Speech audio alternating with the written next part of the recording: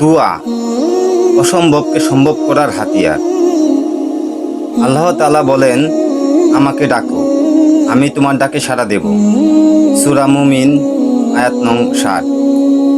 আল্লাহ যখন নিজেই তার কাছে চাইতে বলেছেন, তখন বুঝতে হবে তিনি আমাদেরকে দিতে চান। তিনি পরম দয়ালু ও অসীম করুণাময়। তোমার জীবনে অনেক পাপ থাকতে পারে, তাই বলে আল্লাহর কাছ থেকে দূরে সরে যেও না, তার কাছে চাইতে ভুলে যেও না। দেখো, আল্লাহ তো শয়তানের অনুরোধও ফিরিয়ে দেননি। শয়তান বলেছিল, হে আমার প্রতিপালক, পুনরুত্থান দিবস পর্যন্ত আমাকে অবকাশ দিন। সূরা হিজর আয়াত নং 36। আল্লাহ বলেছিলেন, যাদেরকে অবকাশ দেওয়া হয়েছে তুমি তাদের অন্তর্ভুক্ত হলে।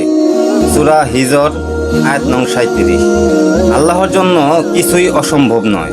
সমুদ্র দ্বিখণ্ডিত করার মাধ্যমে তিনি মুসা আলাইহিস সালাম ও তার বাহিনীকে ফেরাউনের হাত থেকে রক্ষা করেছিলেন।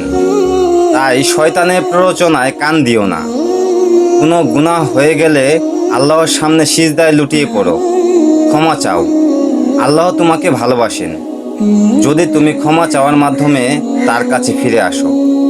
হযরত উমর রাদিয়াল্লাহু তাআলা আনহু বলেছিলেন, আমার দোয়া কবুল হবে কি হবে না তা নিয়ে আমি চিন্তিত নই, বরং আমি দোয়া করতে পারবো কি পারবো না তা নিয়ে চিন্তিত। তাই আল্লাহ যখন আমাকে দোয়া করার তৌফিক দেন, তখন আমি ধরে নেই তিনি আমার ডাকে সাড়া দেবেন। রাসূল সাল্লাল্লাহু আলাইহি ওয়াসাল্লাম বলেন, দোয়া সর্বোত্তম ইবাদত। সহিহ জামি 1133। শাইখ ইবনে উসাইমিন রহমাতুল্লাহ তাআলা আনহু বলেন, আল্লাহর কাছে দোয়া করা কিংবা ক্ষমা চাওয়া কোনো সাধারণ কিছু নয়। শুনো, আল্লাহর কাছে দোয়া করা মানেই তুমি লাভবান হলে।